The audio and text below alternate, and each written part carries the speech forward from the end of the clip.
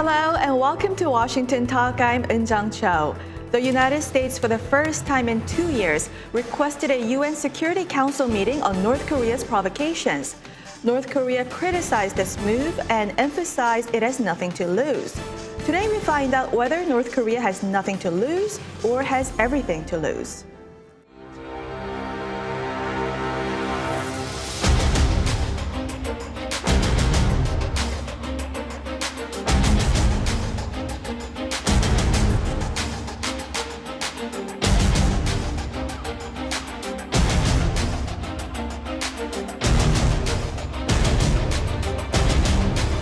They could even test launch intercontinental ballistic missiles, which are designed to attack the continental United States with nuclear weapons.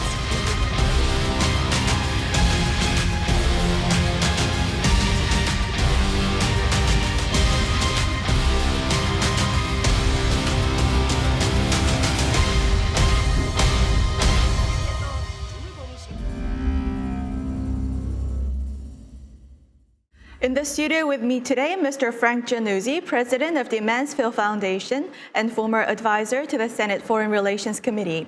Also joining me, Ms. Olivia Enos, a senior analyst at the Heritage Foundation and a columnist with the Forbes magazine. Welcome to the program. Good morning. Thanks for having us. Now, Mr. Jannuzi, after North Korea conducted an important test at the Seohae satellite launching site, the United States convened a Security Council meeting for the first time in 2 years. Why do you think the United States is utilizing the United Nations rather than taking a unilateral approach? Well, at this critical juncture, I think both the United States and the DPRK are posturing and sparring in the run-up to the end-of-year deadline that the North has attempted to set for diplomacy between the U.S. and North Korea. And I think the United States is anticipating that they may have a rough year ahead, and they're going to need to marshal international public opinion and international support, potentially to reimpose stricter sanctions on North Korea. So they're beginning to lay the groundwork for that kind of diplomatic effort in the year ahead. Mm-hmm. Because this is such a sensitive time, is it the United States doesn't want to take strong unilateral actions to make North Korea angry at the United States? I think what we're witnessing right now really is a war of words between North Korea and the U.S. And I think it makes a lot of sense that they are going to the UN because when the U.S. is pressing North Korea, whether it's in negotiations in Singapore and Hanoi, they're really pressing them to comply with the law, whether that's U.S. law through the unilateral sanctions that we've instituted or UN through the multilateral sanctions that we've instituted. And I think the US wants to make sure that it has other countries on its side, because we really have seen over the past several months, China, Russia, and others weakening their sanctions enforcement. And so I think they're wanting to say, okay, let's see where others are at, whether they're going to have our back, and how do we sort of form a coalition to hold North Korea accountable, given that they are being so provocative, not only through the tests, but also in their rhetoric. Mm-hmm. And Ms. Enos, UN Ambassador Kelly Craft said that while she warned against North Korea's possible provocations, she also said the United States is ready to be flexible. Do you think the United States is showing any signs of being flexible? Because Special Representative Egan back in June already mentioned about the importance of being flexible. Yeah, I think some of the rhetoric toward flexibility is a little bit concerning. I mean, of course, we want to keep the door open for future negotiations. We want there to be the possibility of denuclearization, but we're hearing from North Korean foreign ministry officials that denuclearization isn't even on the table anymore. If that's not the case, then North Korea is openly and explicitly stating that they're willing to violate laws that they've been in violation of for a long time.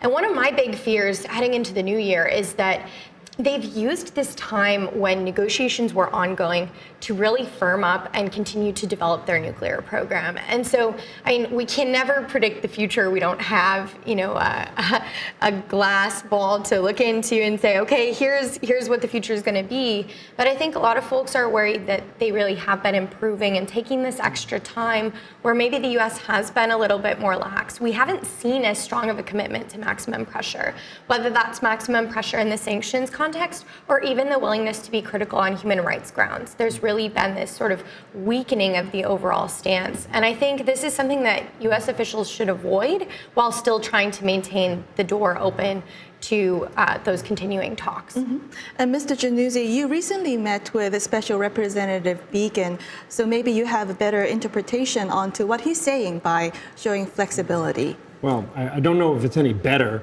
but my take on it is a little bit different than Olivia's.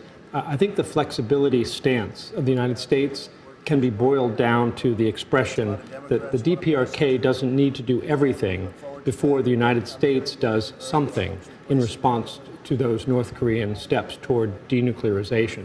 And I think that's a very realistic stance for the United States to take.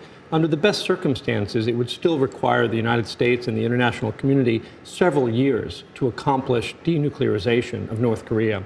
So it's not practical for the United States to say to the North Koreans, you got to complete everything. You got to finish the deal before we respond positively.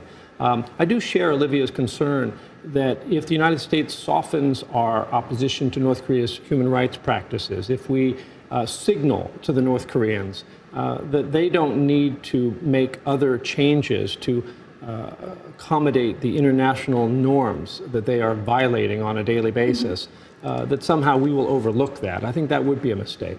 So Special Representative Beacon, it sounds like he's open to phased approach, the step-by-step approach, the reciprocal approach, which many analysts had been saying that Special Representative already endorses that idea. And going into the Hanoi summit, people were expecting small deal. But then at the last minute, Ambassador Bolton and President Trump called for complete denuclearization. So is now United States going back to the earlier small deal approach? Well, my understanding is that in Stockholm, the United States did make several new innovative sort of offers to North Korea, essentially restoring a degree of flexibility and incrementalism to the U.S. approach.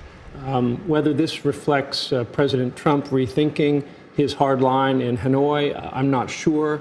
But again, it's pretty clear to me that the U.S. would like to make some progress, both for political reasons for the president, but also more fundamentally in order to stabilize the situation on the Korean Peninsula. And I think that the U.S. government has decided that an incremental step-by-step approach is the only practical way to try to get the process moving at this current logjam. I wanted to respond to Frank's earlier comments about flexibility and timing. I think that no one expects that denuclearization is going to happen overnight. I agree with you, Frank. It's impractical to expect that the lights are just going to switch and it's going to be a new reality. But we don't even have a commitment from North Korea to complete verifiable, irreversible dismantlement of its nuclear program, which is the legal standard that's required both through UN sanctions but also through US sanctions.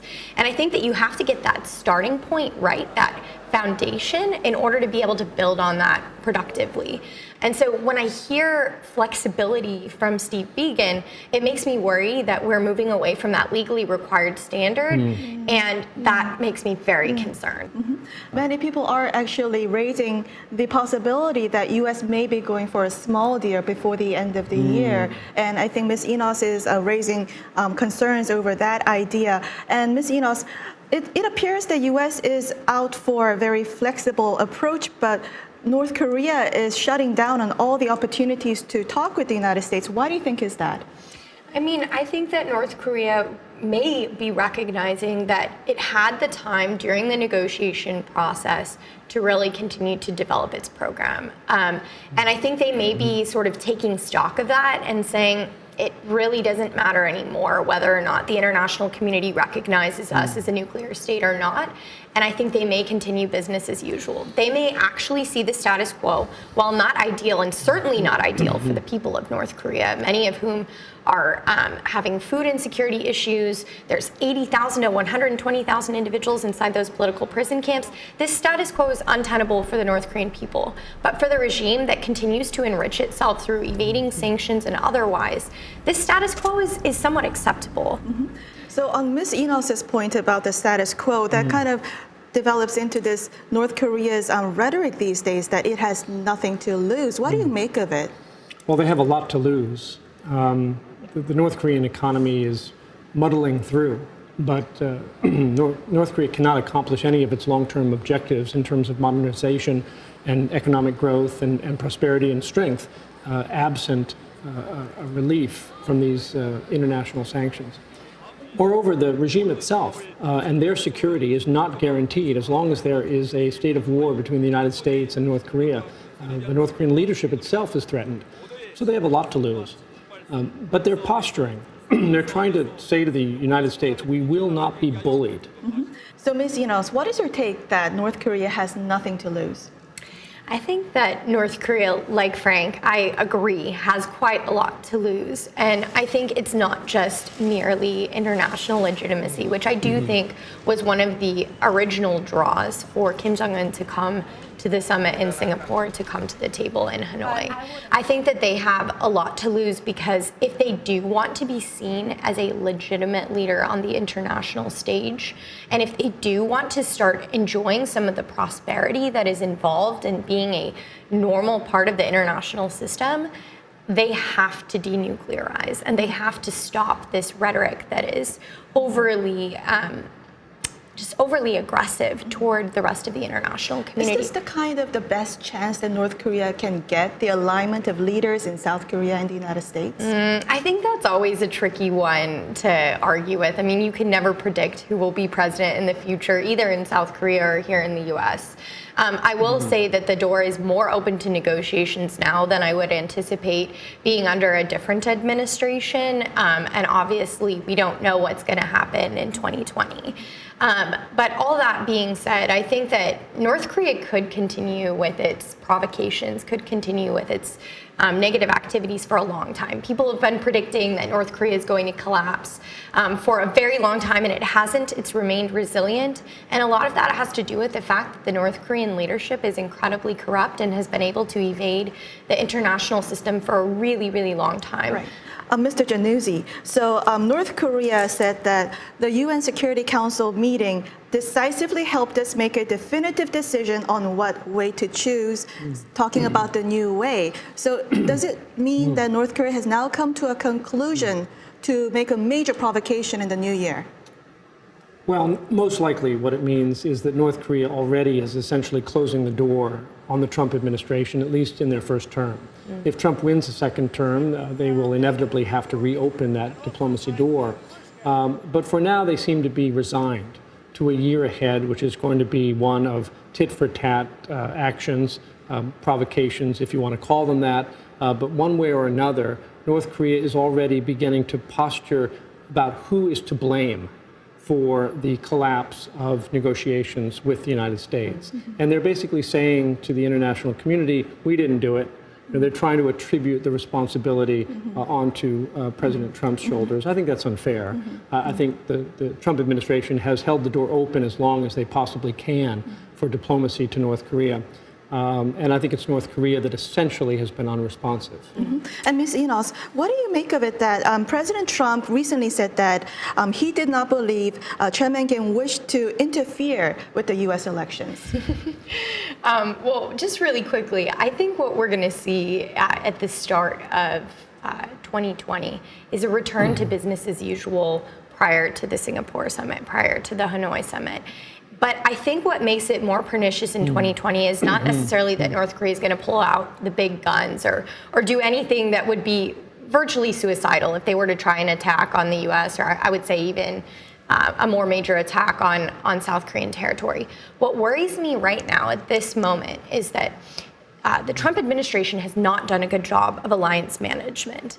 And so right now, you have allies who are at odds with each other. The tension between Korea and Japan has definitely caused ramifications and consequences, I think, even for the strength of each bilateral alliance between the U.S. and South Korea, U.S. and Japan, but certainly in trilateral cooperation.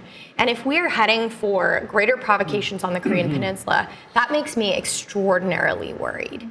To your second point, I think there's a lot of posturing around the elections, and with the impeachment negotiations going on, that's obviously an area of focus that has the president's mind and attention right now.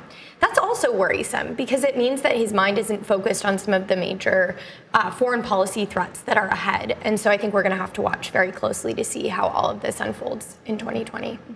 So my last question to you, do we still have the window for opportunity for a breakthrough in diplomacy within this year, do you think? It's open a crack, you know. And especially Special Representative Begin's trip to Korean Peninsula. Well, sure. I mean, I think Steve Biegun will try until the last moment to get a deal. I think the likelihood of succeeding is low, but it's the job of diplomats to turn the impossible into the unlikely. A deal is extremely unlikely, but he will keep trying till the end. I think already the United States and North Korea are beginning to think about what comes next. Mm-hmm. Well, that's all the discussion we have for the part one, and now watch a video for a second discussion.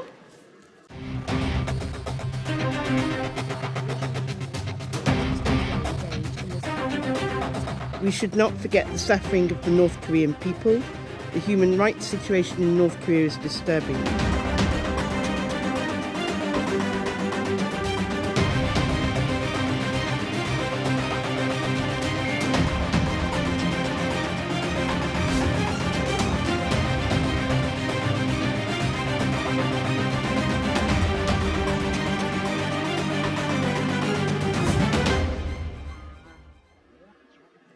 The UN Security Council meeting on North Korea's missile and nuclear activities effectively blocked a council discussion on North Korea's human rights situation. Activists point out this is the second year in a row that the U.S. prevented council scrutiny on North Korean human rights. Now, Ms. Enos, Ambassador Bolton, in reaction to the latest blocking of the UN Security Council human rights discussion on North Korea, Ambassador Bolton said we should take the lead and not obstruct other nations. And Democratic presidential candidate Joe Biden said that we betrayed our values. And former UN Ambassador Samantha Power said that this is shameful. Do you share with their criticism?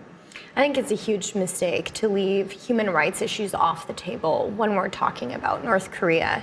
The Kim regime needs to be held accountable for the severe human rights violations that are ongoing, not only because it's the morally right thing to do, but also because it's actually the strategic thing to do as well.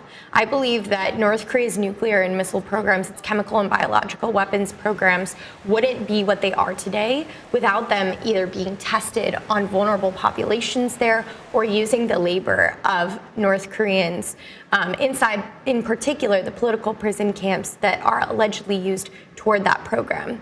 With that being said, I think what's so alarming about this year's decision to not hold the discussion on human rights issues was that in the year prior, it was because the U.S. didn't whip the number of votes that they needed in order to have this discussion. This year, they supposedly did whip the votes, and it was the U.S. who refused to go ahead with this. The U.S. has long been a beacon of liberty. I think Ronald Reagan really called us to our better selves when he said that we should be the shining city on a hill.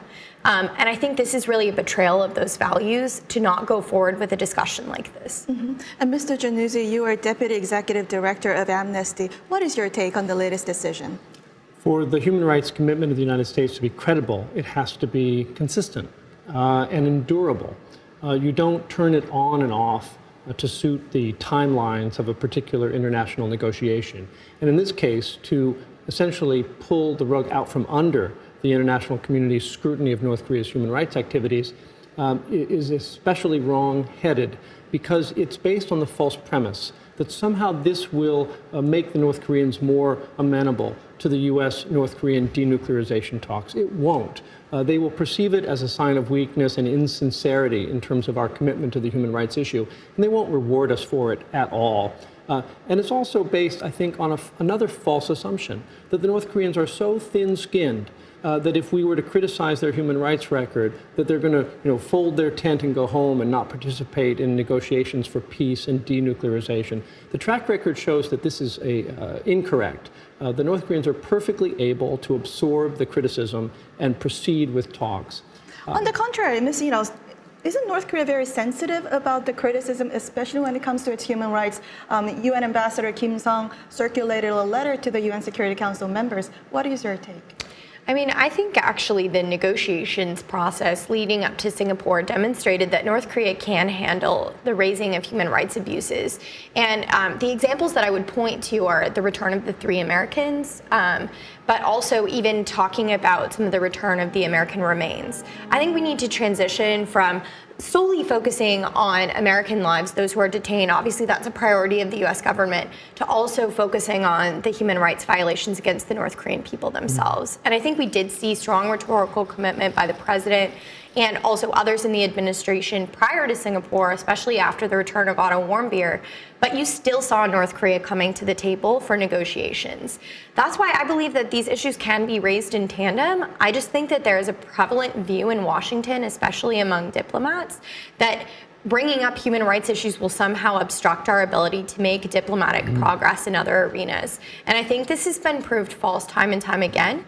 And Mr. Jannuzi, although the United States made this latest decision, the State Department always announces annual report on human rights and criticizes North Korean human rights. And also, there were 7 different occasions where North Korean defectors visited White House this year.